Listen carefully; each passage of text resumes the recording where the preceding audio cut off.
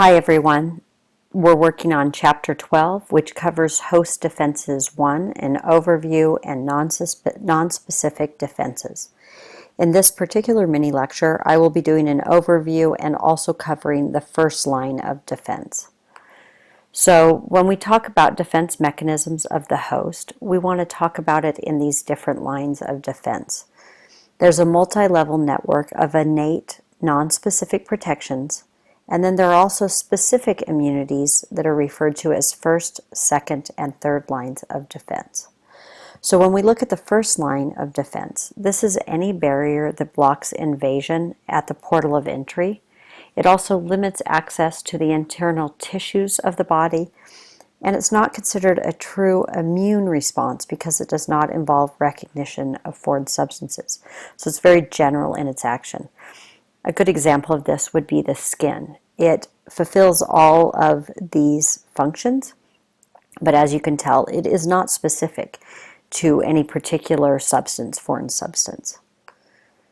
If we're looking at the second line of defense, this is when it's an internalized system of protective cells and fluids within the body that are circulating, always trying to protect. The second line of defense includes inflammation, fever, antimicrobial proteins, and phagocytosis. The second line of defense works very quickly at both a local and systemic level. Once that first line of defense has been breached, it's when that second line of defense comes in and quickly reacts. So it will work right locally wherever the injury or maybe entry is, but it will also send out signals that will take it to the systemic level to increase the immune response. The third line of defense is actually more specific than the first two. It is acquired on an individual basis as each foreign substance is encountered by lymphocytes. So it is a recognition that we see with the third line of defense that differentiates it from the other lines of defense. The reaction with each different microbe will produce unique protective substances that are specific to that unique microbe.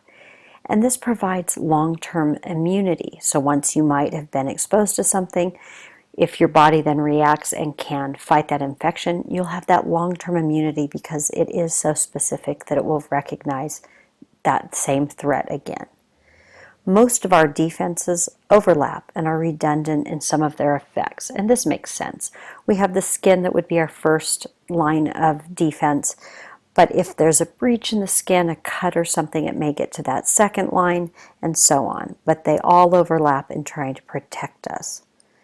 And the assault force makes the survival of invading microbes unlikely. So most microbes will not survive when they try to enter the human body.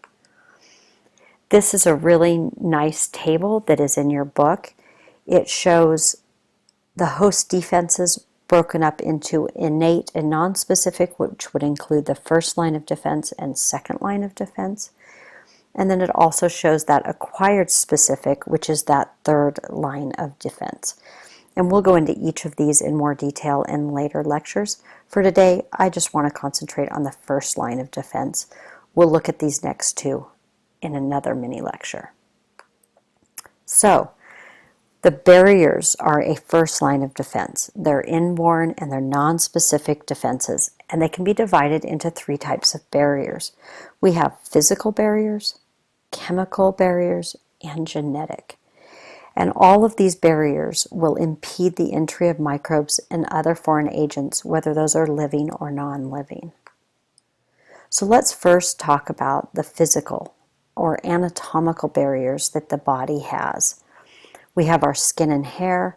Our skin has a nice layer on the outside that's very protective. We also slough it off periodically, which means many microbes are sloughed off with that. Our hair has many defense systems and it also can be sloughed off, which takes those microbes with them.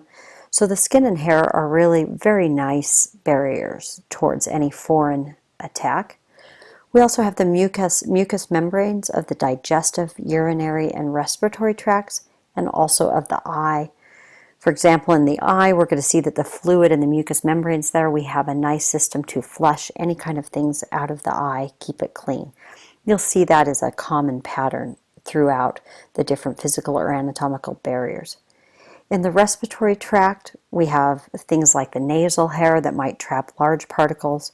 We have cilia-lined airways that actually will bring any kind of particles that have made it into the airways and slowly move them up to be rid of through the mouth or nose. And then we have a cough or sneeze reflex that helps us also rid our body of any foreign particles. In the genitourinary tract, we have urine and vaginal secretions that help continuously cleanse out any kind of microbial agents or foreign agents. And then we have our resident microbiota that keeps us healthy and keeps flora that will make it inhospitable to a microbe coming in, a foreign microbe. So that was our physical or anatomical barriers. Now we're looking at our non-specific chemical defenses, things that our body does that also have an antimicrobial effect. So we have sebaceous secretions from glands on the skin that have an antimicrobial effect.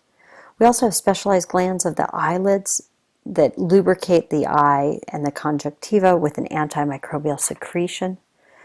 And then there's lysozyme, and this is an enzyme found in tears and saliva, and this actually will break down the peptidoglycan in the cell wall of bacteria, which is a very nice protective way of getting rid of bacteria. In addition, we have high lactic acid and electrolyte content of sweat, which is not generally conducive to microbial growth. And we have an acidic pH and fatty acid content of the skin, which once again does not give a hospitable environment for a microbe. So these are some more of those non-chemical defenses.